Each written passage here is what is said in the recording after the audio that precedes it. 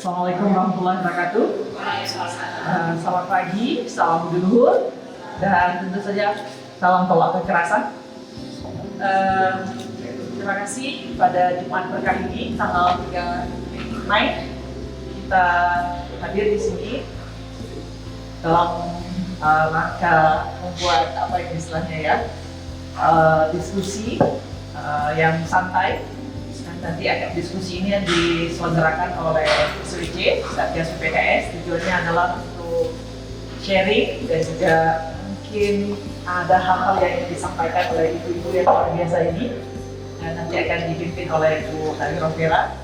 Saya menyampaikan terima kasih kepada Ibu Nadi Rovera yang kenal menjadi moderator dan juga sebagai anggota Satgas PPKS. Kemudian ada Ibu Pusparani, ada Ibu Dewi, ada Ibu Putri, ada Ibu Atahania, dan yang paling muda dan bergaya adalah dari BEM itu Mas Fauzi ya.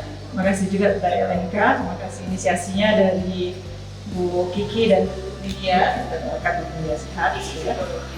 Ya, ini berkaitan dengan melihat bagaimana terkait dengan apa Hari Kartini sebenarnya, kemudian Hari Pendidikan, kemudian juga Hari Ketahanan Keluarga ya, 29 Mei akan datang.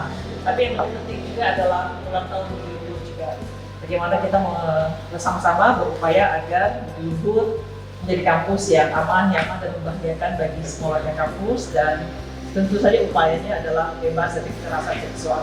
Walaupun tentu ini butuh upaya bersama, kolaborasi, dan tidak mungkin dilakukan sendiri oleh Satgas, hanya sebagian kecil saja. Yang lebih penting adalah bagaimana kita bekerjasama.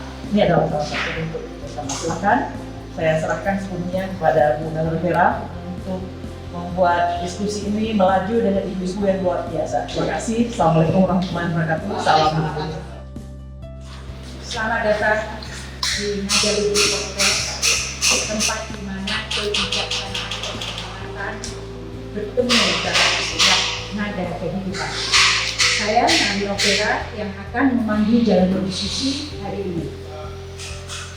Masih dalam suasana memperingati Hari Kartini, Hari Pendidikan, dan Hari Keluarga Nasional, hari ini kita akan mendengarkan berbagai perspektif dan pengalaman dari para narasumber kita yang luar biasa. Ada satu laki-laki di sini sebagai penyeimbang, yaitu Fauzi dari BEM. Terima kasih sudah bersedia datang, Fauzi. Ibu Weris Tania sebagai dosen, Ibu Luhur, Ibu Putri Suryandari yang kebetulan menjabat sebagai dekan di Fakultas Teknik, Ibu Dewi Kusumaningsih, Seprodi Emkong, Ibu Puspitarani, Kaprodi Maksi, ya, dan Ibu Suryani. Wah, dari seragamnya kita udah bisa lihat ya. Satpam yang menjaga keamanan di lingkungan kampus di Luhur kita di sini.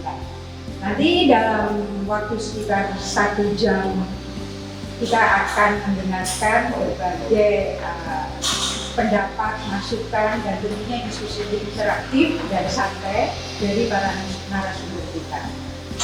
Baik, kita mulai saja. Pertama ini, saya ingin memperoleh insight juga ini. Pertama dari Fauzi dulu, yang laki-laki. Tiap tahun bangsa Indonesia memperingati Hari Kartini. Bagi Fauzi, apa sih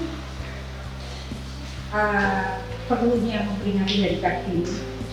Perjuangan apa sih yang sudah dilakukan beliau sehingga tiap tanggal 21 April Indonesia memperingati Hari Kartini? Silakan.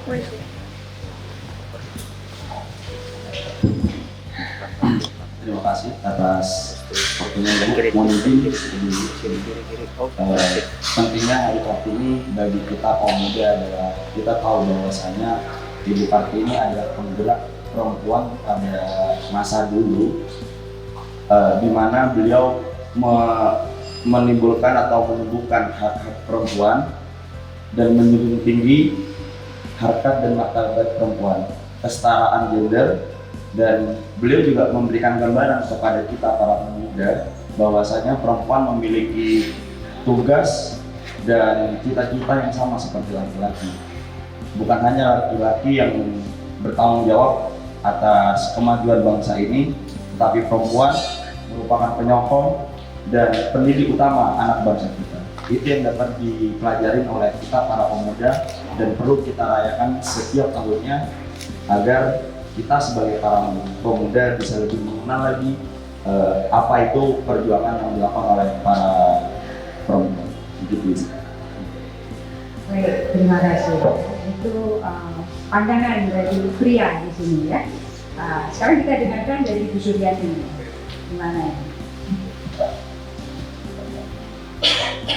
Terima kasih Bu Tera waktunya.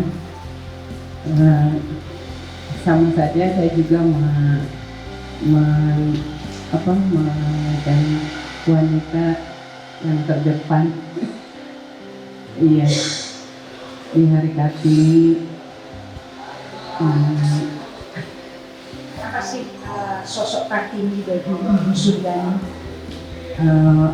Kartini, hari Kartini adalah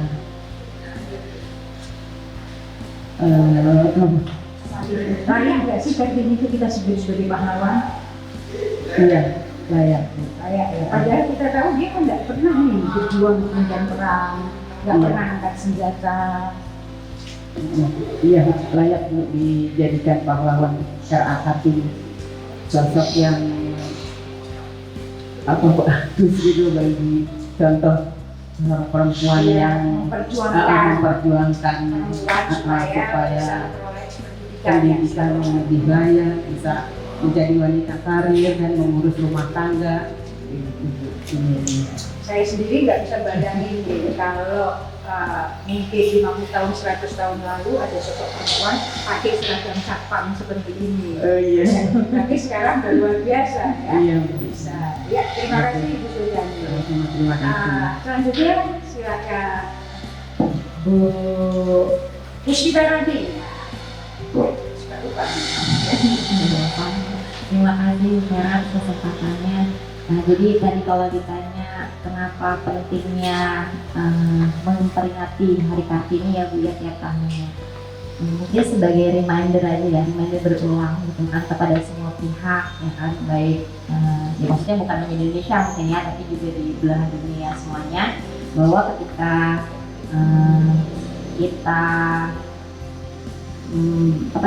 dalam hidup ini kita nggak boleh yang namanya membeda-bedakan seseorang gitu ya.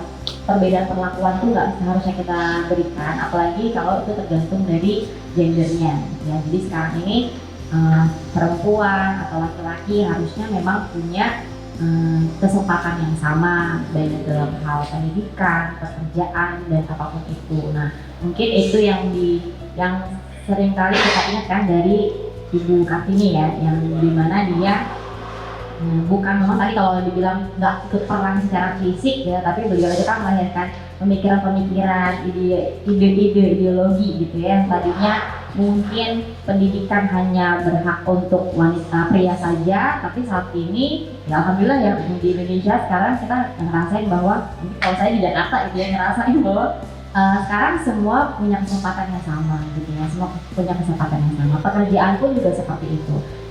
Hampir semua pekerjaan sekarang bisa dilakoni baik itu oleh pria ataupun oleh wanita gitu kan. Jadi nggak hanya wanita itu urusannya di rumah aja, nggak boleh kerja. Kalaupun mungkin memang ada perempuan yang memilih untuk jadi ibu rumah tangga, itu bukan karena seharusnya itu bukan karena tidak diberikan kesempatan ya, tapi memang itu adalah pilihan dari perempuan itu sendiri. Nah itu hal yang harus kita ingetin terus gitu ya, karena mungkin masih ada orang-orang yang punya doktrin lama gitu ya, bahwa oh ya udahlah perempuan mau ngapain sih sekolah tinggi gitu kan ya, toh kerjanya juga nanti di rumah ngurus anak gitu.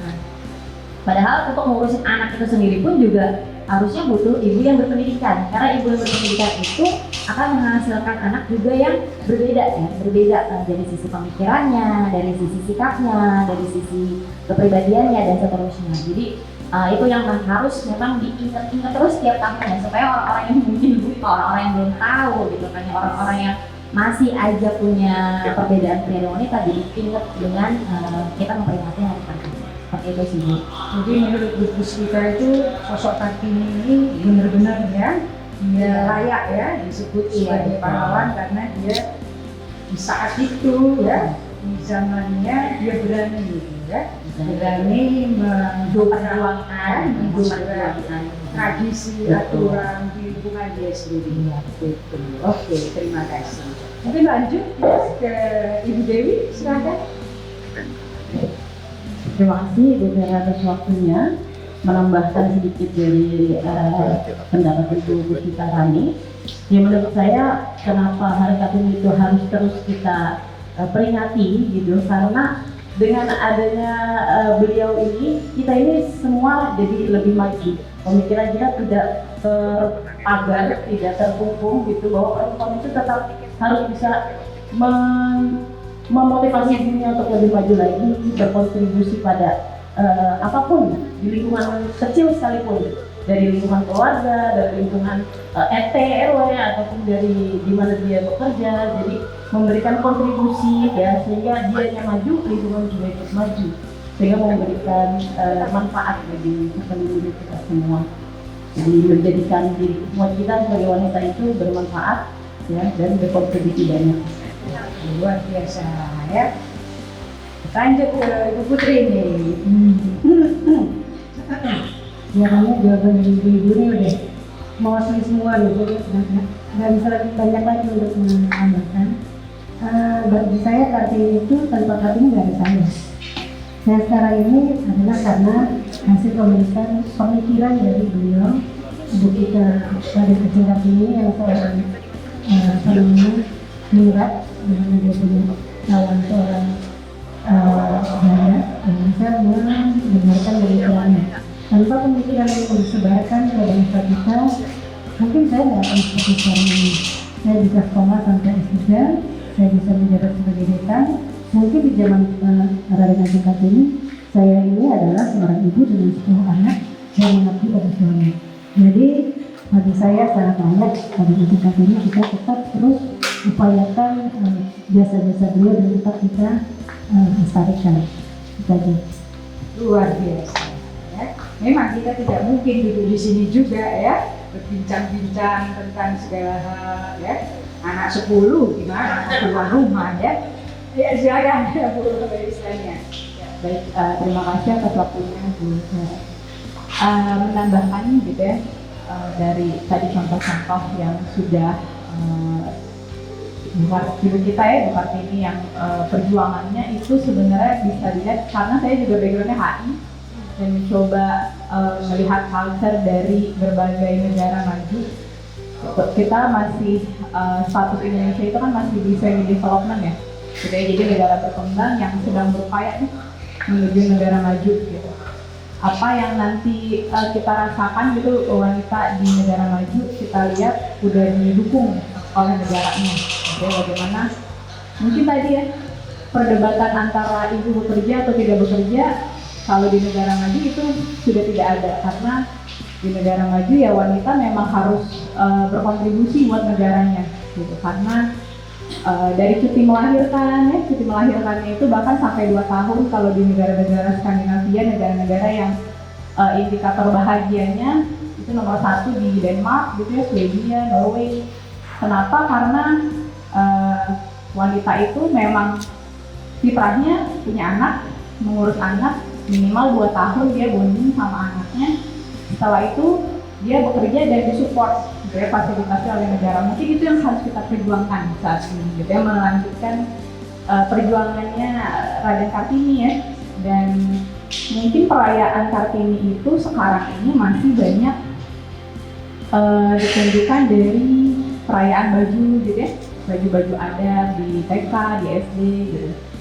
Tapi harapannya memang ada substansi ya, idenya Kartini itu kan sebenarnya memperjuangkan kebebasan cara pikir wanita untuk tidak selalu tadi misalnya di rumah gitu ya, tapi juga dia bisa berkembang sesuai dengan intelektualnya tadi gitu ya, karena emosional mungkin sudah memenuhi, tapi terus intelektualnya jangan dikekang lagi, sehingga dia tadi bisa berkontribusi bagi kemajuan negara. Dan harapannya tadi mungkin Kartini itu sekarang sedang berharap di sana kita ini memperjuangkan juga harapannya Kartini supaya negara itu mensupport kita. Mungkin itu nanti diskusi ke depannya ya Bu ya, tapi tadi betul seharusnya memang setiap tahun kita merayakan Hari Kartini itu perlu wajib tadi untuk mengingat bahwa kita di sini karena perjuangan seorang Kartini di masa lalu. Jadi, terima kasih. Gini berarti saya kesimpulan bahwa memperingati Hari Kartini tidak sebatas seremonial ya. Betul. Baju kain kebaya dan lain-lain. Nah itu juga jadi perdebatan. Memang busana nasional Indonesia kain kebaya toh. Tapi akhirnya kan juga pakai busana nasional lain gitu ya.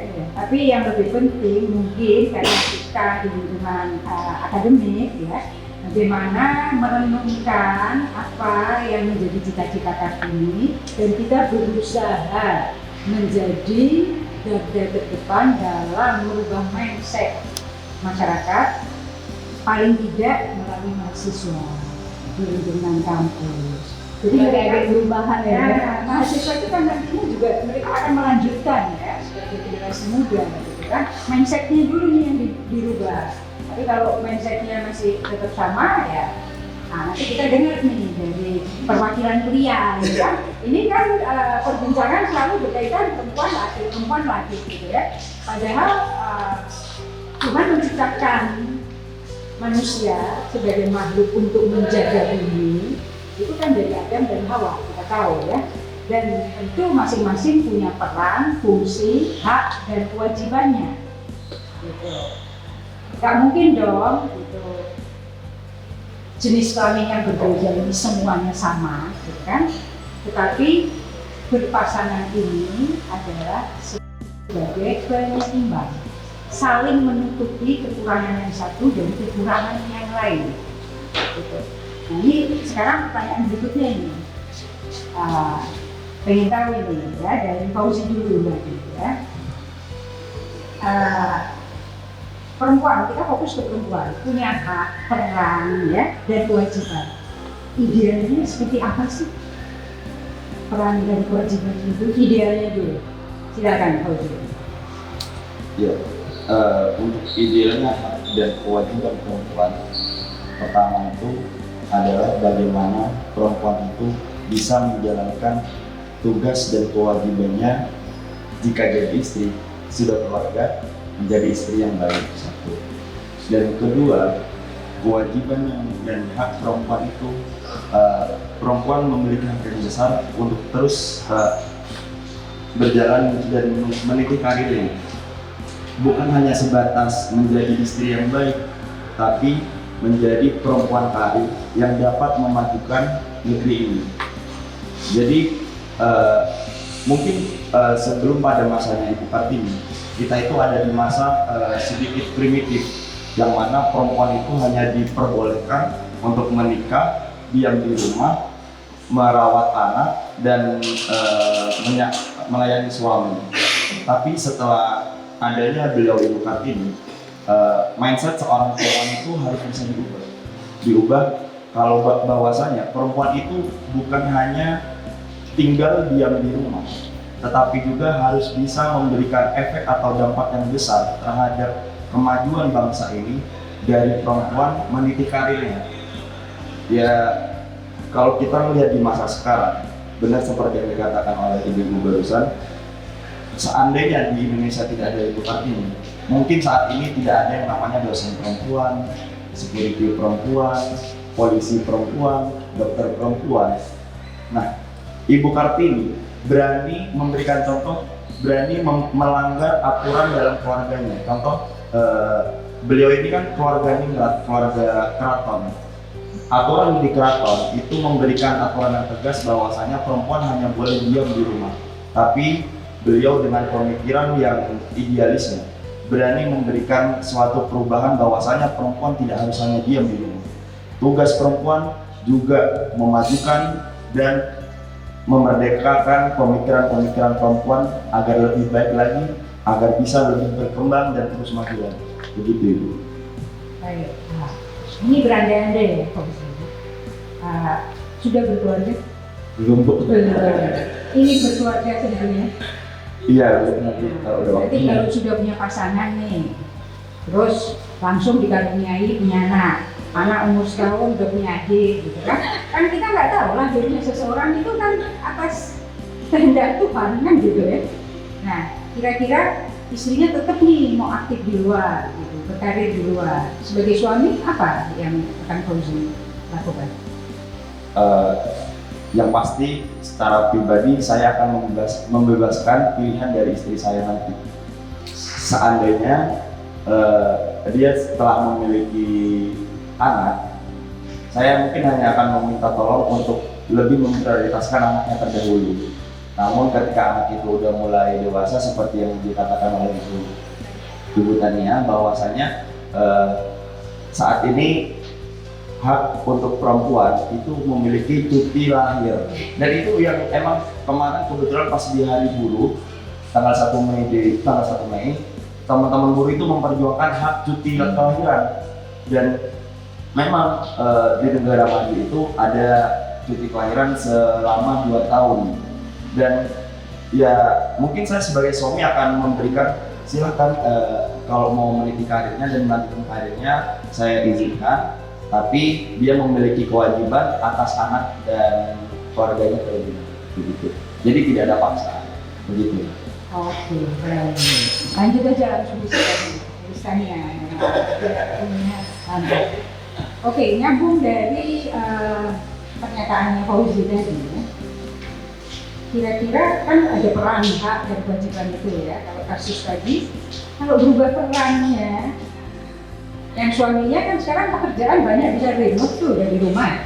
Si istrinya kalau mengajar harus keluar misalnya atau bekerja lain. Bisa nggak sih laki-laki yang menghandle ngurusin anak di rumah gitu? Terima kasih Bu. Ini based on ini ya Bu, real. Karena saya juga kayak gitu. Jadi pengalaman pribadi. Iya, benar-benar kami itu ya saya sama suami gitu learning by doing. Tadi ya Bu balik lagi. Kita negara kita gitu ya, ibu-ibu gitu belum merasakan tangan-tangan pemerintah nih dalam kehidupan kita. Sementara kalau di negara maju ya ibu support ya, pajak yang kita bayar itu muter kan Ibu untuk mensupport kehidupan kita sehari-hari gitu. Dari mulai daycare-nya, kalau kita nyebut negara kita sosial tapi belum sesosial itu kan. Tapi kalau di Norway atau di Swiss gitu ya, negara-negara yang happy, mereka memahami kalau setiap manusia itu pasti pengen maju gitu ya. Even perempuan itu namanya manusia itu apa ya, yang di kepalanya itu pasti mikir nggak pernah habis-habis kan. Jadi mereka akan mewujudkan keinginan itu gitu, dari pemerintah itu mensupport. Nah, tapi ya tadi ya kita balik lagi ke realitas, kita tinggal di Indonesia yang masih sampai development masih jauh mungkin ke arah sana. Di sana presidennya aja ada 7, jadi suaranya mungkin pasti semuanya didengar gitu ya. Tapi kita satu dan itu aja udah dilema lah ya. Intinya itu balik lagi gitu ya. Terus gimana nih, kita harus diskusi kesepakatan sama suami gitu. Suami mau nggak? Masalahnya kalau di negara happy, saya selalu kayak gitu. Kamu mau kita happy nggak? Coba kita lihat di negara yang maju. Tapi jangan yang majunya nggak happy ya, karena banyak kan. Mohon maaf gitu ya, banyak negara-negara yang statusnya udah maju tapi masyarakatnya nggak happy gitu. Nah, kita lihat kalau di negara happy itu suami itu ikutan mengurus anak gitu ya, mengasuh anak. Jadi jangan pernah malu kalau kamu ditelepon teman, kamu lagi ngasuh anak. Ya, tapi saya pahami gitu, mereka pasti yang namanya laki-laki punya kekurangan. Ya, mungkin sense-nya, skillnya beda. Kalau kita bisa multitasking kan Bu, Harus feeling itu kan kuat. betul. Ya kita dominan otak kanan ya kalau perempuan itu, jadi feelingsnya kuat gitu, dan kita bisa multitasking dalam satu hari itu masak segala macam. Nah jadi saya batasin aja gitu ya. Kalau menurut saya ya, jadi saya sama suami punya kesepakatan, oke, kita punya ART gitu ya, punya pengasuh yang bantu. Tapi kamu tetap harus kontrol, liatin, monitoring. Apalagi saya anak ketiga, yang mengawasi dan ajak main. Nah, itu penting Bu gitu. Sekarang kan udah banyak ya. Saya rasa di medsos itu udah banyak konten yang play based learning gitu, semuanya tuh based on bermain karena memang sudah banyak risetnya yang menunjukkan anak itu ya lebih belajar kalau berinteraksi sama orang tuanya sendiri gitu. Nah, jadi saya maksa suami itu laki-laki harus ikutan ngasuh. Jadi jangan pernah malu dan tadi ya, misalnya kesepakatan, oke kamu prioritasin anak ya, kamu juga harus prioritasin anak ya. Jadi laki-laki yang dimaksud setara itu seperti itu, karena kayak tujuannya kita kan dari masing-masing ya. Iya. Kita coba dengerin dari yang lain juga. Gimana Putri? Gimana Bu? Yang lebih awal. Oke, baik. Kalau kita balik ke idealismenya saat ini, itu mungkin Kita idealisme secara umum idealisme ya, kita bisa berbuat di situ ya. Artinya kita yang perempuan ini berangkat dari sana. Kita udah mengikuti idealisme itu sampai mungkin tidak terbayangkan oleh beliau. Tapi yang laki-laki enggak. Yang laki-laki berjalan di tempat, mereka masih tetap jadi juragan, bisa masih menjadi si ampenan itu bahwa istri itu harus mengabdi, istri menjalankan tugasnya dan silakan aja kalau istri mau bekerja dan lain sebagainya. Artinya istri menjadi punya tugas tambahan sementara laki-laki tidak. Itu yang belum terjadi dan berjalan dengan seimbang di negara kita. kenyataannya begitu ya. Kenyataannya Pulang begitu. dari kerja masih Masih ngurus rumah. Kejadian sekali ya, waduh, jadi curcol. Waktu COVID tuh saya ngalamin satu rumah kena ini. Saya kebetulan perempuan sendiri karena anak saya juga laki-laki, suami saya juga laki-laki. Walaupun saya juga kena COVID, saya harus kerja juga di rumah ngurusin makannya segala macam. Jadi akhirnya yang paling lama kena COVID saya.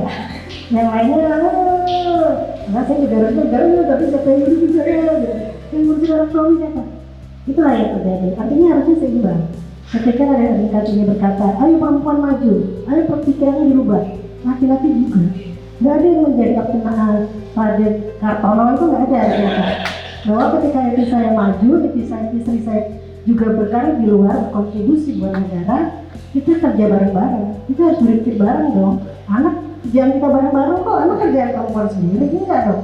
Begitu kita punya anak, kontribusi negara ada, kontribusi rumah juga bersama. Ini yang menurut saya harus kita seimbangkan. Kita kan bersuara untuk banyak orang ya, walaupun berbasic dari diri sendiri. Saya rasa ibu-ibu di sini juga sama. Kalau di porsi di rumah, pasti kerjaan ibu bisa 90%. Kegiatan bapak ya kalau setelah istirahatnya, istirahat di kafe, istirahat podcast ya segala macam baru ada yang dikerjain nggak? Oh udah kelar semua gitu. Saya ngobrol lagi sama yang lain. Itu kan kalau bisa kita rubah.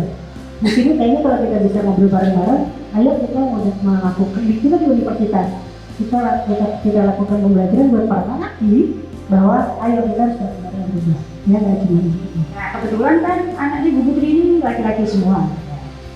Nah pastinya dong udah diberi masukan-masukan kamu nanti kalau berkeluarga gitu nggak? Betul. Saya malah berpesan sama istrinya. Nanti kalau keluarga di sini tuh susah cari pembantu. RT susah. Jadi kalian harus bagi. Jangan sampai istrinya sendiri yang lebih penting. Kebetulan anak saya laki-laki suruh kerja. Nah kebetulan punya istri yang mungkin dulu di rumahnya nggak suruh kerja ini karena di sini di Jakarta kita suka cari ACT, kamu harus mulai untuk mengurus rumah tangga sendiri. Suami istri harus bareng ya. Jadi ya karena anak saya laki semua ya capek dong kalau saya harus kerja sendiri. Gitu. Gitu lah walaupun nanti kalau diceritain panjang nanti ya dengar dari kita ambil ini aja dulu. Silakan lanjut aja. Ini tentang masih bertukar peran ya Bu ya. Baik, karena sebetulnya suami-suami kita itu kan adalah bentukan dari yang lampau gitu ya Bu. Budaya patriarkinya masih tinggi gitu. Kan dari ibunya. Betul, karena dari zaman dulu mungkin ya laki-laki itu sudah terbiasa bahwa laki-laki itu dimanjakan, disediakan, dilayani, sehingga ketika sudah menjadi suami-suami kita, secara otomatis mungkin di dalam nalurinya ya istri seperti ibunya gitu, melayani, menyiapkan, melakukan kebersihan di rumah ataupun bekerja tidak pernah dikekang, silakan. Tapi kadang di rumah tetap saja peran itu tidak bisa tergantikan. Walaupun misalkan laki-laki kadang menyapu juga, tapi secara perempuan balik lagi kayak belum bisa, jadi mungkin ya udah nggak usah nyapu sekalian gitu. Kita kan seperti itu. Tambah dia nggak mau lagi. Lupa dong gue ngerjain. Ya, jadi karena sudah terbentuk seperti itu, kita jadi diskusi setelah menikah gitu ya, apa kalau seandainya bertukar gitu. Misal di hari libur kebetulan suami saya juga bekerja, sehingga kita sama-sama bekerja. Bertukar perannya itu kemungkinannya agak kecil karena kita punya jam kerja yang sama, sehingga ketika di rumah ya tetap aja perempuannya saya masih melakukan itu. Namun beliau atau suami saya itu masih mau kita diskusi apa bagian yang harus dikerjakan dan apa bagian yang harus saya kerjakan. Karena masing-masing harus punya kemandirian dan tanggung jawab. Karena keluarga juga kalau di dua pilar, ayah ibunya supaya benar-benar kokoh, dan anak juga kita tanamkan bahwa oh ayah tuh liatin ayah nyapu, oh tuh ayah liatin tuh ayah misalkan siram tanaman, oh ayah tuh masak gitu. Jadi anak itu melihat bahwa oh ayah tuh nggak harus cuma dilayani gitu, sehingga dia anak nih bisa mencontoh bahwa oh di keluarga itu tidak harus semua maunya itu perempuan seperti itu. Jadi sama ya kayaknya kalau dari sisi perempuan tuh maunya kita sharing pekerjaan ya kan. Kita maunya sharing pekerjaan, sharing tanggung jawab. Peran yang idealnya itu harusnya seperti apa Ya, kalau dilihat dari sisi kewajiban istri ya, fitrahnya itu kan sebetulnya yang memang fitrah tidak bisa dikerjakan oleh laki-laki adalah melahirkan dan menyusui ya, melahirkan dan menyusui. Dua hal itu memang tidak bisa dihandle oleh laki-laki. Ada yang di film tadi. Oh gitu ya. Laki-laki yang melahirkan, anak Schwarzenegger kalau nggak salah. Oh, oke. Ya, tapi itu ya benar ya kan. Biasanya memang secara fitrah hanya dua hal itu sebetulnya tidak bisa dihandle oleh laki-laki ya. Artinya jadi kalau misalkan ada yang bilang bahwa kewajiban perempuan itu memasak, membereskan rumah gitu kan ya, terus merawat anak-anak itu hanya kewajiban perempuan atau si ibu aja. Nah itu berarti nggak benar gitu kan ya. Artinya ya itu harus di sharing gitu ya. Sharing artinya ya ayah juga harus ikut dalam pengasuhan anak, apalagi kalau dalam rumah itu ayah kalau saya bilang tuh kayak kepala sekolahnya gitu kan, kepala sekolahnya dia yang nentuin nih kurikulum di rumah ini dia mau anaknya jadi apa, targetnya seperti apa gitu. Nah ibunya nanti yang akan membantu melaksanakan kurikulumnya ditetapin sama si kepala sekolah aturan-aturan itu gitu. Jadi misalkan oh anak saya pengennya nanti pemahaman mungkin agamanya gitu ya, atau mungkin hafalannya lebih maunya sekian gini kan, nanti ibu yang akan bantu menjalankan targetnya itu gitu. Jadi artinya tidak serta-merta oh ayahnya maunya sukses gitu kan, tapi udah gitu lepas tangan gitu kan, semuanya pokoknya tanggung jawab anak itu ada di ibu gitu kan. Nanti kalau anaknya kenapa-kenapa ibunya yang diomelin. Nah itu sama sekali menurut saya tuh nggak setuju ya. Jadi semuanya harus sharing. Begitupun pekerjaan rumah gitu ya, bersih-bersih, nyuci piring, nyuci baju dan seterusnya gitu, masak. Rumah itu kan dipakai sama-sama, artinya yang motorin juga rame-rame gitu ya. Jadi kok ya dibebani ke satu orang itu kan jadinya jadi aneh gitu kan. Ya kalau cuci piring betul nggak fair. Nah kalau cuci piring ya semuanya pakai piring gitu kan. Jadi ya yang bisa, yang lowong ya tolong dicuci gitu. Artinya ketika kita lihat tumpukan cuci piring yang banyak, nggak harus ibunya yang ngerjain gitu kan, suami pun juga harusnya punya inisiatif gitu ya. Kebetulan sih di rumah alhamdulillah suami sering bantu gitu ya. Jadi kalau kayak misalnya cuci piring gitu kan ya, nyapu gitu kan ya, nah itu menurut saya hal-hal kecil yang mungkin bisa dilakukan oleh pria ya. Artinya bukan berarti kok kalau kalian ngerjain rumah tangga gitu kan terus harga diri kalian jadi turun gitu. Mungkin ada orang yang pria yang berpandangan seperti itu ya. Jadi harusnya tuh kalau cowok nggak pegang sapu gitu ya kan, nah tapi ternyata harusnya enggak gitu kan. Justru tuh hormat istri ke suami menurut saya itu akan meningkat ketika dia melihat suaminya tuh mau loh turun tangan ngebantu mengasuh anak, turun tangan ngebersihin rumah gitu kan. Nah itu justru bukan harga diri itu, justru malah kita jadi tambah hormat sama suami kita karena kita tambah sayang, efek visual ya itu efeknya ya reward gitu kan. Walaupun mungkin ya saya kadang juga gemes juga, misalkan bantuin nyuci gitu kan ya, tahu-tahu tapi nyuci part yang berwarna sama putih dicampur gitu kan ya gemes mau marah gimana, tapi udah kejadian, cuma kalau diomelin gitu kan ya bakalan tambah jadi pemarah ya kan.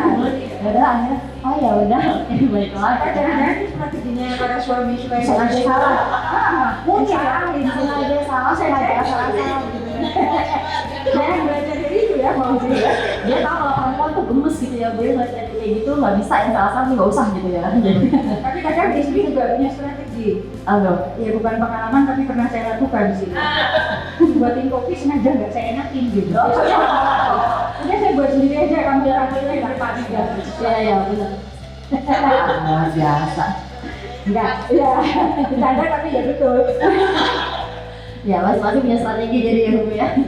Ya itu sih, jadi sekali lagi ya tadi kalau saya bilang kalau secara fitrah memang perempuan itu ya cuma fitrahnya ya melahirkan sama menyusui, sebetulnya tidak bisa dihandle oleh laki-laki. Selebihnya seharusnya itu bisa di-sharing ya. Nah itu pun juga misalkan kayak terkait pencarian nafkah gitu kan ya, mungkin itu laki-laki gitu kan ya, tapi ketika misalkan laki-laki ada kesulitan, perempuan pun juga akan ikut sharing gitu, akan ikut membantu. Nggak mungkin kan dia turun maksudnya diem-diem aja gitu, nuntut aja, tapi kan pasti juga kita kan membantu sebisa kita gitu. Tapi sifatnya yang membantu gitu kan ya. Ya jadi ada juga rumah tangga yang saya lihat ibunya yang kerja, tapi suaminya yang di rumah tapi dia beres-beres gitu. Artinya mungkin bisa berjalan seperti itu, bisa berjalan seperti itu ternyata. Yang penting diskusi dan kesepakatan dua belah pihak, saling paham gitu kan, saling paham gitu bahwa oh istri saya udah bekerja berarti saya yang urusan rumah seperti itu. Jadi jangan terlalu itu sih Ya semua dikomunikasikan. Intinya kan gitu. Komunikasi keluarga itu pentingnya di situ. betul banget Bu. Jadi itu intinya sih. Ya terima kasih. Terima kasih. Bu Suryani, silakan. Terima kasih waktunya Ibu. Saya lihat dari ujungnya sih, dari sana sini wanita bahagia semua ini. Luar biasa. Bu Suryani bagian nggak?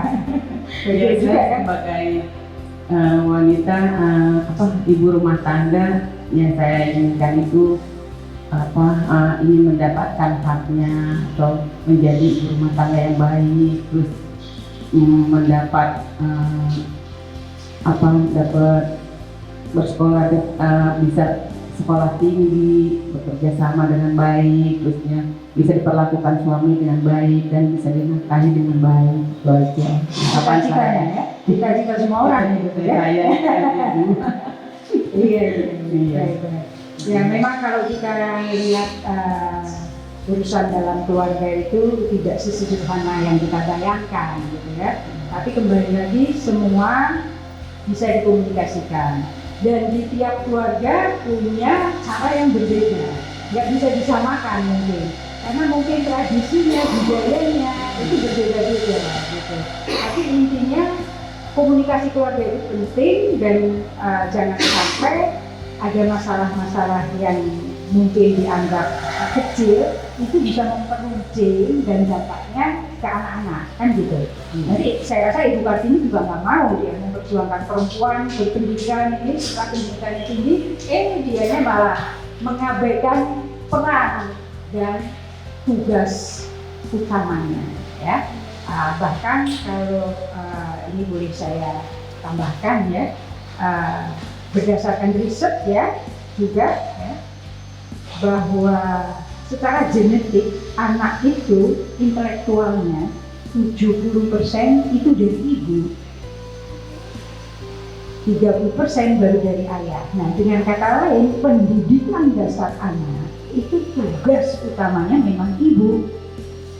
Makanya Kartini memperjuangkan kalau ibunya bodoh atau tidak berpendidikan ya akan melahirkan generasi muda yang seperti itu. Nah mungkin kalau kita lihat dari perspektif lain, perspektif kritis misalnya, jangan-jangan ini memang yang dimaui penjajah waktu itu, Kartini kan hidup di masa penjajahan supaya generasi Indonesia itu ya tetap generasi yang bodoh, dan kebodohan itu seperti mata uang dengan kemiskinan kan begitu. Jadi ya itu lain hal ya, tetapi intinya memang ibu itulah yang pertama mendidik anak-anaknya, karena kedekatan paling nggak menyusui 2 tahun itu udah secara emosional, psikologis, nah itu sudah nempel itu anak ke ibu. Bukan berarti peran ayah enggak tadi ya. Jadi benar juga yang dikatakan Ibu Puspita ya, bahwa kepala keluarga mungkin suami tapi kepala rumah tangga adalah istri. Nah, dan ini harus seiring sejalan, harus kompak. Kalau tidak ada kesepakatan bersama, ya nantinya keluarga itu pasti akan banyak masalah. Kalau nggak ada masalah kan nggak mungkin ya. Berkeluarga nggak ada masalah itu nggak enak loh ya. Harus dibuat masalah, iya ya. Harus dibuat sedikit aja. Jadi intinya gitu ya. Oke, sekarang kita lihat nih. Ini kita hidup di era yang perkembangan teknologinya luar biasa. Nah, menurut para narasumber ini kira-kira peran teknologi ini mempengaruhi nggak sih dalam kehidupan atau dalam kita menjalani kehidupan di rumah, dalam keluarga, dan di tempat kita bekerja, dan dampaknya terhadap anak-anak tentunya. Kira-kira gimana pandangannya? Kita dulu, Bu Bismita boleh ya. Peran teknologi ya. Iya, peran teknologi ini. Kalau sekarang kayaknya apalagi kayak di Jakarta ya, sehari-hari pasti nggak lepas dari teknologi gitu. Mulai dari komunikasi misalkan ya, yang sekarang udah ada grup-grup komunikasi, WA group, itu sebetulnya pertama membantu ya, artinya pertama membantu komunikasi keluarga, di mana kita bisa bikin grup antara ibu, ayah sama anak. Ya, jadi kita share informasi tuh, kita grup untuk satu keluarga gitu kan. Jadi di mana ya udah kalau ayahnya ngasih instruksi berarti kan cukup lewat grup itu semua orang tahu, semua anggota keluarga jadi tahu gitu. Atau sharing-sharing hal apapun lah gitu, jadi kita bisa tahu. Nah itu jadi ya teknologi pasti sekarang ini sangat membantu dalam hal komunikasi gitu. Tapi ya sometimes gitu ya, kadang-kadang gitu. Apalagi kalau udah pegang handphone ya di rumah itu kan kadang-kadang kalau kita capek kita maunya rehat, me time sambil pegang handphone. Suami pun juga kayak gitu gitu ya. Jadi ya kadang-kadang gitu kan ya, di satu sisi dia membantu, tapi kadang-kadang di rumah jadi apa ya sibuk dengan handphonenya masing-masing sometimes gitu kan ya. Sibuk dengan handphonenya masing-masing gitu. Jadi ya bisa di satu sisi bisa mempermudah komunikasi, tapi di satu sisi pun bisa membuat apa ya, menjauhkan yang dekat sebetulnya. Jadi secara fisik dekat, tapi karena masing-masing sibuk dengan handphonenya, mungkin gadgetnya, jadi sometimes itu bisa jadi kok jadi gak komunikasi gitu kan. Maksudnya jadi sibuk sama handphonenya masing-masing, padahal tuh dekat mungkin samping-sampingan gitu. Tapi nggak apa, maksudnya kalau sesekali untuk sekedar me time gitu kan, dia nonton bicara favoritnya yang mungkin nggak sama dengan istrinya gitu kan, itu nggak masalah. Cuma yang jadi kendala kan mungkin nanti kalau hal itu sering terjadi, jadi malah merenggangkan urusan gitu kan. Suaminya nonton, istrinya sibuk shopping gitu. Tadi sibuk. Ya jadi ya itu kalau dari sisi teknologi, dari sisi handphone gitu kan. Terus kalau dari sisi pengasuhan anak pun teknologi sekarang ya ada sisi baiknya, ada sisi buruknya ya.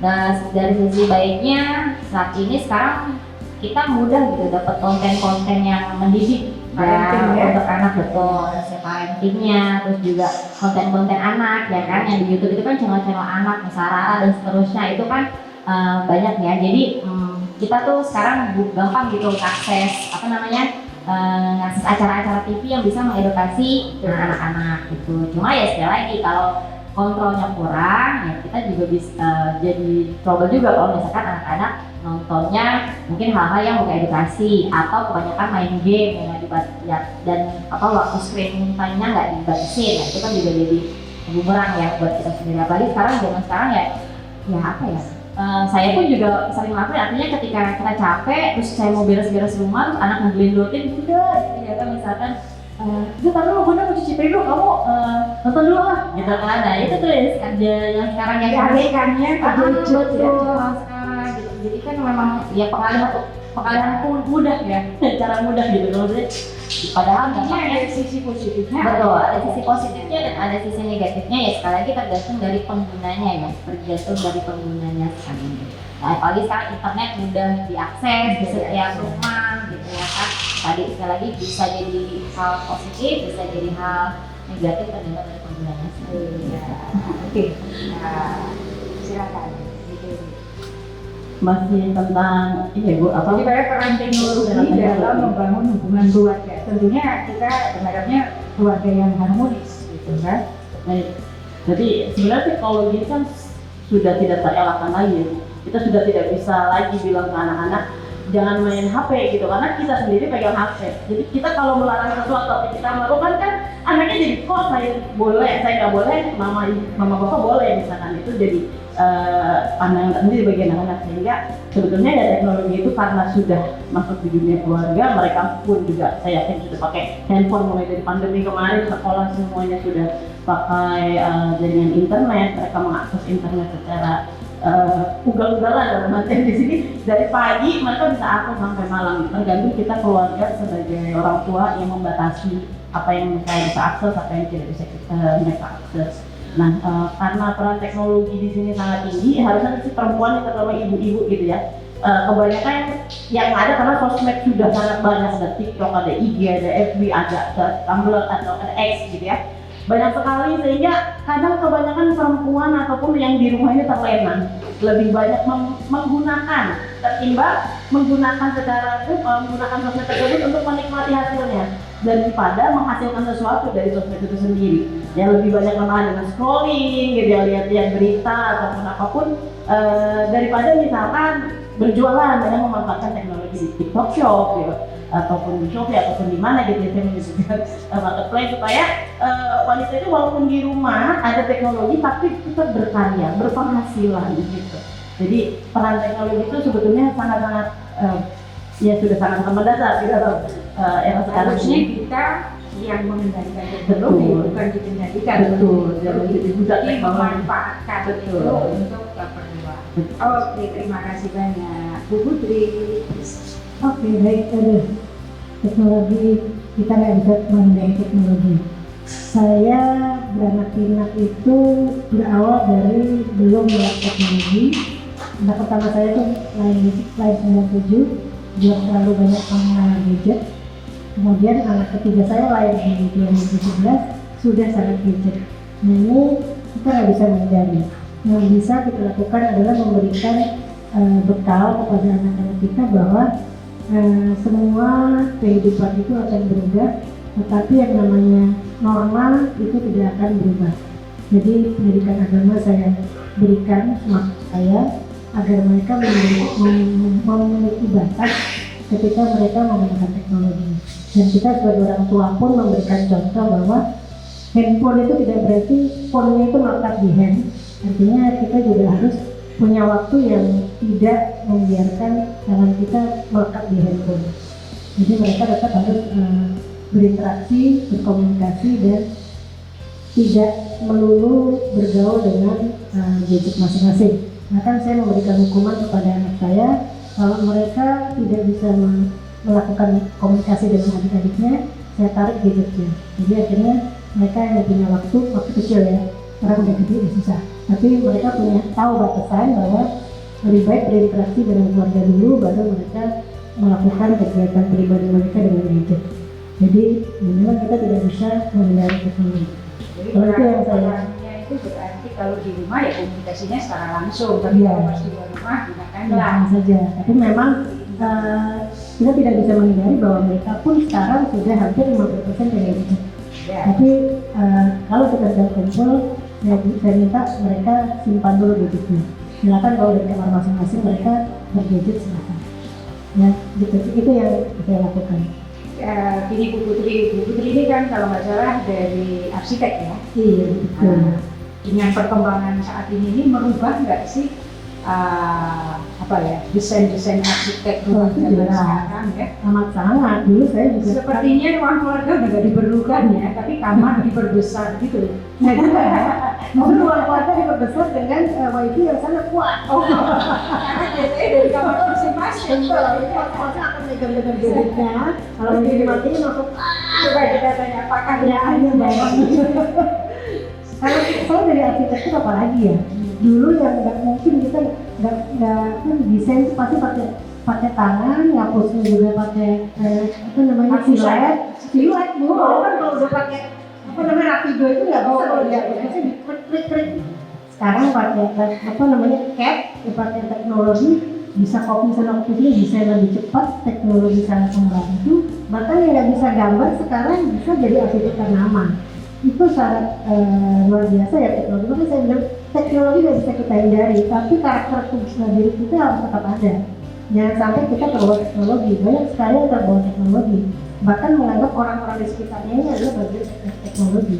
Kan banyak kejahatan, ya kejahatan anak-anak itu muncul karena dia pikir semua ini adalah game. Jadi teman-temannya dicek ngomongnya seperti game sama game itu sangat mengerikan. Kalau nggak ada kontrol dari itu. Ya, Terima kasih.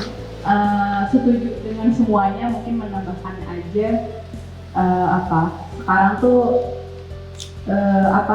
sudah banyak yang tahu konsep positif disiplin gitu kan. Jadi kita punya kesepakatan bersama ketika family meeting misalnya kita punya kesepakatan bersama dan dimulai dari usia dini kita sudah diajarkan untuk sepakat screen time-nya berapa menit gitu ya. Itu perlu dan diajak beraktivitas bersama kayaknya perlu gitu yang terstruktur Bu. Karena kalau misalnya dalam satu hari atau dalam seminggu nggak ada aktivitas bersama kayak nyuci mobil bareng-bareng atau nyuci piring bareng-bareng gitu, kayaknya benar-benar udah hilang nih koneksi ya antara kita sama suami dan kita sama anak gitu. Padahal kan dulu yang diperjuangkan Kartini itu kita punya empati gitu ya. Tapi kalau kita kebanyakan sama teknologi, nanti jadi hilang empatinya. Tadi kayak udah serem banget tuh dengar Bu Putri bilang anak-anak sekarang banyak ternyata jadi games gitu ya. Ini hilang fitrahnya sebagai manusia yang seharusnya kita percaya Tuhan gitu ya. Sekarang tuh banyak banget kan yang gak percaya Tuhan, gak percaya agama, jadi hilang fitrahnya. Sementara tadi balik lagi Bu, justru kalau di negara maju contohnya ke sana malah gitu ya. Mereka nggak anti gadget sampai umur 2 tahun minimal gitu dan seterusnya itu ya 1 jam. Dan masalahnya nih di Indonesia paling tertinggi kan 9 jam penggunaan gadgetnya gitu. Ya ampun 9 jam sehari. Kalau saya udah enggak nih karena udah sibuk ngurusin anak. Dan saya pengennya anak kayak gitu juga. Itu ke TV ya, ke TV gitu karena akhirnya jadi nggak get real gitu loh Bu. Nah itu gini, kalau si ibunya dari jam 8 pagi sampai jam 4 sore di kantor, anak kan ada yang jagain tuh. Ya, Makanya neneknya atau ART itu semua akan nggak bisa terkontrol kan. nah makanya itu dia Bu. Kita emang tadi balik lagi ibu itu jadi penanggung jawab ya, kepala sekolah, kepala keluarga. Para Kepala rumah tangganya karena emang kitanya mesti tegas sih Bu, kind and firm gitu ya, tegas dan baik. Jadi jangan nanti kalau misalnya kita nggak tegas, nggak setegas Kartini, ya udah kita ke bawah terus sama. Tapi kan nggak bisa kontrol, kita lagi kerja. Kalau nenek itu apa yang haram bagi ibu, halal buat Kayaknya neneknya ada riset. Ada risetnya nggak boleh dititipin anak sama nenek tuh kayak gitu. Kan daripada kita berkonflik sama orang tua kan. Makanya kalau ART masih bisa dikendalikan. Nggak so far kalau pengalaman saya Bu. Emang bener itu tantangannya. ya luar biasa. Tantangan sekarang tuh lebih berat sih menurut saya. Di sektor publik yang dia memang office hours itu kan luar Itu biasa. berat banget, Saya ya. berat. Kalau kita mungkin masih fleksibel ya Bu. Abis ngajar balik nggak juga ya. Balik di rumah tapi nggak balik lagi. Tapi lanjut kerja, penelitian, pengabdian sama aja sibuknya gitu. Ya makanya tadi balik lagi kalau di negara maju kayaknya udah gini loh pemerintahnya. Udahlah susah banget nih kalau ngurus anak usia dini nggak pada pakarnya. Makanya kalau pakar anak usia dini itu kan udah profesor semua Bu di sana ya. Karena udah paham gitu cara nanganin anak tuh emang anak harusnya geraknya minimal 2 jam sehari. Ini sekarang kebanyakan gadget. Aduh nggak kebayang isi otaknya tuh kayak gimana, ngeri banget sih Bu sekarang. Makanya mungkin itu ya yang harus kita perjuangkan sekarang tuh gimana nyiptain environment yang kids friendly gitu. Sekarang rumah-rumah sekarang aja tuh udah nggak ada rumput untuk mereka mereka bermain gitu kan, itu yang bahaya menurut saya sih. Ya, punya rumah aja udah bersyukur, Punya rumah aja udah bersyukur. gimana salah, gimana mau belum lagi lapangan-lapangan kan sekarang Iya, depan udah kontrakan, di sini kontrakan, di sini udah tembok semua ya Bu. Dibilang fitrahnya kita. Berarti strateginya kan Nah, itu dirubah. bayinya gimana gitu. Bayinya dirubah. itu sih yang harus tegas sebagai perempuan ya. Nah, kita lanjut aja ini. Kan, oke boleh silakan. Saya mau izin dari fakultas. Oh gitu. Jadi saya meninggalkan dulu. Oh. Pembicaraan sangat menarik. Mungkin semakin menarik kalau nggak bisa berjam-jam saya. Iya. Saya mau izin dulu dan janji di fakultas. Oke, terima kasih banyak Bu Putri. Dan semua Luar biasa. Kapan-kapan kita undang lagi.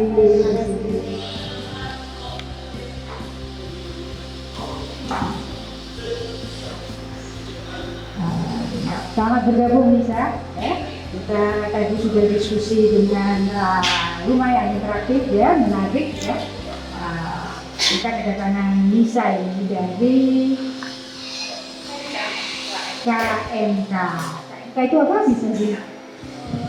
KMK itu keluarga mahasiswa Katolik Ibu. Keluarga mahasiswa Katolik. Oke ya, menarik ya. Kita ke keluarganya soalnya ya, walaupun keluarga di sini komunitas ya.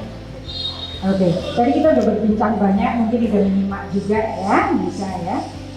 Kita lanjut aja ini ya, lanjut. Kalau ini saya serahkan siapa dulu yang mau menjawab, boleh ya. Jadi tadi kita udah bicara bagaimana peran teknologi, bagaimana peran seorang perempuan yang ideal dalam keluarga dan sebagainya. Tentu tujuannya muaranya nanti itu kan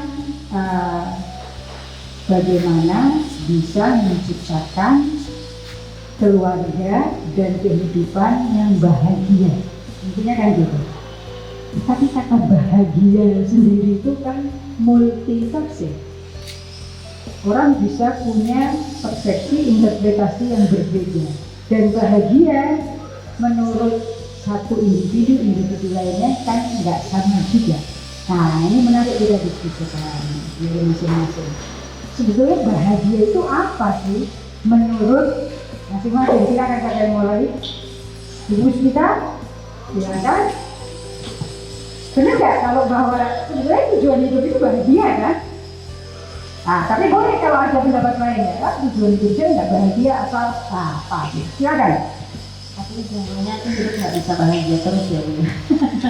Karena kan tadi sebetulnya kan manusia di bumi ini kan ya memang selamanya hidup akan dikasih masalah terus-terusan.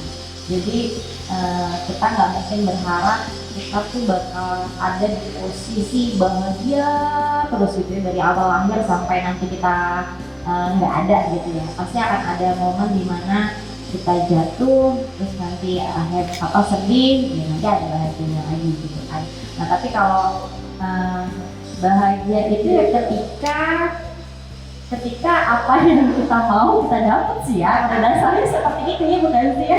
Kalau menurut saya ya bahagia itu adalah ketika momen ketika apa yang kita harapin kita dapat gitu ya. Apa yang kita harapin, apa yang kita mau itu kita bisa dapat gitu kan ya. Nah masalahnya timbul kan antara prioritasnya beda-beda kan? Apa yang diinginkan? betul. Jadi ya tergantung masing-masing individu kan yang diharapkan apa gitu kan, yang diharapkan itu apa gitu kan. Nah konflik itu kan terjadi karena adanya kesenjangan antara harapan dengan kenyataan. Gitu kan ya. Nah, jadi konflik itu yang dikatakan masalah adalah ketika kondisi di mana harapan tidak sesuai dengan kenyataan.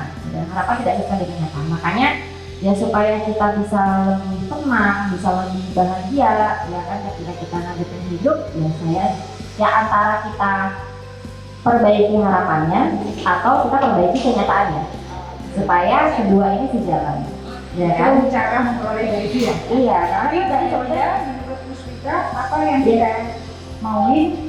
iya, apa yang kita harapkan kita tercapai, apa yang kita mau kita capai. Berarti kan ada dua hal ya, atau kenyataannya, tercapainya atau harapannya gitu kan. Jadi ketika misalkan ada kondisi gimana kita nggak nyaman, gimana kita saya harapannya anak-anaknya ada yang satu gitu misalkan ya ada orang tua yang terlalu punya patokan akademik gitu kan, anaknya ada yang satu gitu kan berprestasi pokoknya jadi paling unggul di kelasnya gitu kan ya. Ternyata kenyataannya mungkin gitu kan ya kita dikaruniai anak yang tidak, artinya yang kelebihannya tuh bukan di intelektual, tapi mungkin kelebihannya di sisi lain. Karena kan memang saya yakin memang tiap anak itu punya kelebihan di bidangnya masing-masing dan tidak selalu harus intelektual gitu kan. Jadi kalau misalkan ada orang tua yang punya target pokoknya ini anak harus ranking 1 gitu kan ya, pokoknya di sisi intelektual harus bagus, tapi pada kenyataannya ternyata anak itu memang kelebihannya bukan di sisi intelektual, kan kita memaksakan keadaan gitu ya. Maka supaya kita happy ya antara dua, kenyataannya diubah atau harapannya yang harus kita ubah. Nah kalau kenyataannya tidak bisa kita ubah, artinya kita udah upayakan gitu kan, oh anak ini tidak kita aja, yang ternyata memang kondisi yang kenyataannya dia ini tidak bagus dari sisi intelektual tapi punya kelebihan lain, berarti harapan kita yang harus kita sesuaikan gitu. Artinya ya berarti kita nggak fair kalau kita menuntut dia untuk jadi nomor 1. Berarti mungkin kita ganti harapan kita, oke, dia akan unggul di bidangnya gitu, seperti itu. Bagaimana memanage supaya bahagia terus? Iya, jadi dengan cara merubah karena menurut saya seperti itu yang jadi bikin masalah itu adalah tadi senjata antara harapan dengan kenyataan. Ya, jadi kalau kita emang nggak bisa, kalau kita nggak punya kontrol atas kenyataan atau kita sudah mengupayakan tapi kenyataan tidak berhasil, berarti kita harus berdamai dengan harapan kita yang harus kita adjust supaya ya hidup kita jadi nggak tenang, nggak stres, ya nggak stres. Gitu. Kalau misalkan oh saya berharap rumah saya bersih terus gitu kan ya, pada kenyataannya kita ibu bekerja, pulang ke rumah udah capek gitu kan ya, anak-anak juga masih kerja pasti berantakan. Ya udah harapannya di standar kita diturunkan gitu ya, tadinya kita terapi hatinya harus naruh barang sesuai pada tempatnya, ya udahlah rumah berantakan dikit nggak apa-apa, yang penting anak-anak happy, anak-anak senang bisa main dan sebagainya. Oh bisa, terima kasih Bu Suryani. Coba bahagia itu apa menurut Bu Suryani? Terima kasih Bu Tera. Saya setuju dengan Bu Rani juga Bu, tapi di keluarga saya karena anak saya sudah gede-gede ya Bu, jadi ya, bahagia itu apa sih menurut Ibu aja? oh bahagia, Konsep bahagia itu apa? Saya bahagia kalau saya apa? oh saya bahagia kalau saya diperlakukan dengan baik, sama suami dinafkahi dengan baik, menjadi ibu rumah tangga yang baik.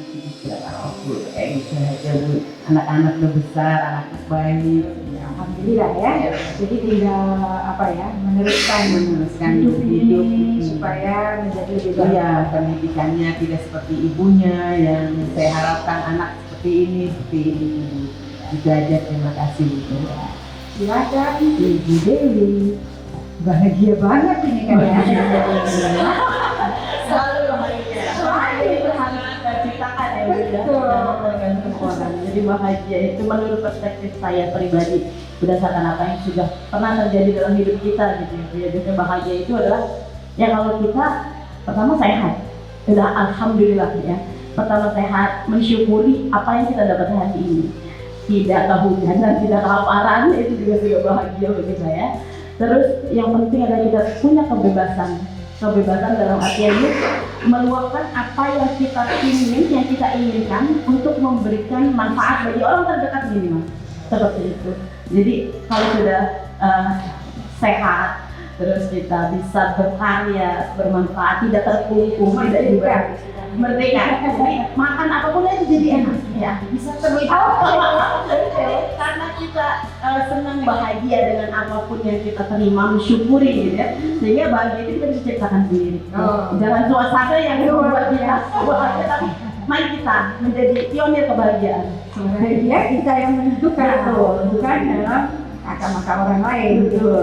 Jadi yang simpel-simpel aja yang bisa bikin kita, yang misalkan ada hal-hal yang bikin kita nggak nyaman, itu buang jauh-jauh. Jangan harapan kita terhadap orang, buang jauh-jauh. Yang penting kita bisa menciptakan kebahagiaan dari diri kita dengan apa yang kita miliki. Betul sekali. Oke, ini saya coba. Pasti dong ya, apalagi masih muda gini ya. Bahagia itu sebagai angan-angan gitu. Apa sih bahagia sebagai Indonesia? Kalau untuk saya pribadi ya udah bahagia itu hal yang sederhana sebenarnya, karena bahagia setiap orang itu kan beda-beda ya. Kalau saya pribadi mungkin melihat teman-teman saya happy aja saya sudah happy. Jadi kalau dari saya pribadi bahagia itu yang sederhana aja gitu, nggak usah muluk-muluk pengennya kayak gini, pengennya kayak gitu, tapi yang sederhana, yang simpel aja itu udah bikin bahagia. Sekarang bahagia nggak? Bahagia sekali. Beneran bahagia sekali. Di rumah bahagia nggak? Bahagia. Bahagia ya, punya orang tua yang bisa membahagiakan. Betul sekali. Dan saya juga bersyukur sekali saya dilahirkan di keluarga yang benar-benar mensupport apapun yang saya mau. Jadi mendukung kamu mau belajar mana, oh ya ini boleh, tapi yang baik-baik ya. Jadi benar-benar Keluarganya bukan keluarga otoriter ya. Jadi membebaskan tapi tetap ada kontrol gitu ya. betul sekali. Oke, jadi berarti peran keluarga untuk menciptakan generasi atau manusia yang berbahagia itu ya memang dari keluarga ya. Jadi peran keluarga itu bisa menciptakan kebahagiaan bagi banyak orang. Bisa dikatakan begitu kan? Setuju? Setuju? Oh iya, setuju juga ya. Silakan, Tania. Yang sering salah kaprah itu tuh bahagia dijadikan tujuan, mungkin itu ya. Padahal kan harusnya menjalani kehidupan ini tuh ya harus dengan bahagia. Dan seringkali tuh bahagia diartikan kesenangan. Jadi kan saya tadi, kadang kita senang, kadang kita sedih. Harusnya nggak nyebut, kadang kita bahagia, kadang kita sedih. Kalau menurut saya tuh harusnya kita nyebutnya kadang kita sedih, kadang kita senang. Jadi kebahagiaan itu ada sedih dan senang. Ya, oke. Jadi itu mesti diajarkan konsepnya sejak dini, Bu. Karena sebenarnya fitrahnya manusia tuh belajar dari kesalahan terus menerus gitu. Seringkali tuh kita merusak fitrahnya anak-anak gitu. Saya belajar banget gitu dari anak-anak usia dini yang dia mencari telur, dia tuh sebenarnya awalnya nggak nangis, tapi karena reaksi ibunya marah gitu ya. Terus akhirnya dia jadi, oh ini salah ya, ini nggak bener ya gitu. Padahal emang hidup tuh harusnya kayak gitu, nanti juga dia belajar lagi gitu. Oh cara memecahkan telurnya seperti ini ya gitu. Jadi sebenarnya harusnya tujuannya itu menciptakan kebahagiaan gitu ya, menjalani hidup dengan kebahagiaan sehingga kita menjadi pembelajar sepanjang hayat gitu, long life learner gitu ya. Tapi intinya bahagia itu apa bagi kalian? Kalau menurut saya bahagia itu ketika kita menjalani kehidupan gitu ya dengan mindful. Oke. Nah dulu saya berada di momen itu, Bu, karena dulu di momen tadi ya harapannya terlalu tinggi gitu ya, ekspektasinya terlalu tinggi. Terus saya nggak berada di momen itu, padahal harusnya kita menjalani momen itu, jalanin aja gitu. Makanya tadi mungkin teknologi itu, Bu, yang sering mendistraksi ya, melihat konten orang dengan Mercedes gitu ya, punya uang disebarkan 1 M, Orang beda ya. iya tadi karena mungkin Terima kasih Tania. senang Kesempatan waktu juga. Silakan Fauzi. Ya, mungkin kalau secara umum bahagianya masyarakat Indonesia itu kalau dapat uang banyak kan ya, Bu. Gitu. Tapi iya benar, punya mobil, punya helikopter mungkin, Bu. Tapi gini, sebenarnya karena emang bahagia itu kan menafsir, tiap orang bisa mendeskripsikan bahagianya masing-masing. Tapi menurut saya bahagia itu bisa kita nilai dari bagaimana cara kita bersyukur. Ada orang yang notabene dia orang nggak punya, tapi dia bahagia dibanding orang yang kaya, malah banyak pikirannya. Ada, saya pernah punya teman, dia terlahir dari keluarga yang biasa aja, dengan keadaan yatim piatu, dan ibunya itu jualan gorengan tiap pagi. Dia selalu bilang gini ke saya, Mas, nggak apa-apa, selalu ada jalan gitu. Jadi akhirnya yang itu positive thinking, akhirnya kita aja sebagai orang yang sedikit lebih mampu kadang tuh ngerasa kayak kurang terus, sedangkan dia orang yang notabene lebih kurang mampu itu selalu bahagia. Jadi ketika kita itu pengen bahagia, banyak bersyukur gitu, karena semakin bersyukur semakin sering kita bahagia, begitu. Luar biasa ya. Jadi sebetulnya bisa kita simpulkan juga bahagia itu ya tergantung dari masing-masing orang, gitu kan? Kalau kita lihat lingkup lebih luas, ya tadi Tania juga sudah sempat menyinggung negara-negara di Skandinavia hidupnya bahagia ya, angka bahagianya ya. Tapi kita juga harus lihat juga ya, angka statistik itu belum, itu kan secara kualitatif ya. Secara kualitatifnya kita belum tahu hasilnya, gitu kan? Tapi kalau yang kita baca selama ini ya, Gimana di negara-negara sekarang yang lagi luar biasa, jadi ini tuh Jepang, Korea ya, kok angka kesuksesannya tinggi, tapi angka bunuh dirinya tinggi juga. Berarti tadi kesuksesan, kekayaan, ketampanan, kecantikan itu belum tentu bisa membawa kebahagiaan. Jadi Bu Dewi luar biasa, sehat itu bahagia. Duitnya banyak, tapi sakit-sakitan, dilarang makan ini, nggak boleh makan itu, mau buat apa? Kan gitu. Dan selain sehat jasmani, sehat rohani, mentalnya juga harus sehat. Karena kita bisa berkontribusi untuk banyak orang. Selama kita masih dibutuhkan orang, mungkin akan muncul kebahagiaan di situ. Dan akan banyak yang mendoakan kita. Ini bicara ideal, praktiknya juga susah. Kita juga manusia. Oke, terima kasih sudah bergabung dalam Nada Luhur Podcast. Akan ada banyak kisah inspiratif lain. Stay tune di sini. Bu, sedikit tambahan mungkin. Oke. Karena memang ini mohon maaf Bu ya. Kita ingat kemarin baru diadakan dengan Hari Pendidikan Nasional bulan April dengan Hari Ibu Kartini. Mungkin harapan kita Bu, saya menyampaikan harapan sebagai mahasiswa, mohon izin Ibu, harapan kita, saya sebagai mahasiswa, semoga kedepannya ini di Budi Luhur banyak teladan-teladan yang bisa diberikan oleh para pemimpin kita kepada mahasiswanya. Karena kita di sini belajar itu bukan hanya tentang materi, tapi juga contoh daripada Bapak Ibu dosen kita. Gitu. Terima kasih. Betul sekali. Semoga nanti didengar ya ini oleh semua, termasuk saya juga ya. Saya juga harus introspeksi diri juga ya, karena saya juga mengajar gitu ya. Nanti dicontoh sama mahasiswanya akan jadi wah bukan gak enak selamanya. Baik, terima kasih semuanya. Kembali lagi selamat kepada semua. Terima kasih sudah bergabung dalam Nada Luhur Podcast, dan terus ikuti episode berikutnya, akan ada banyak kisah inspiratif di sini.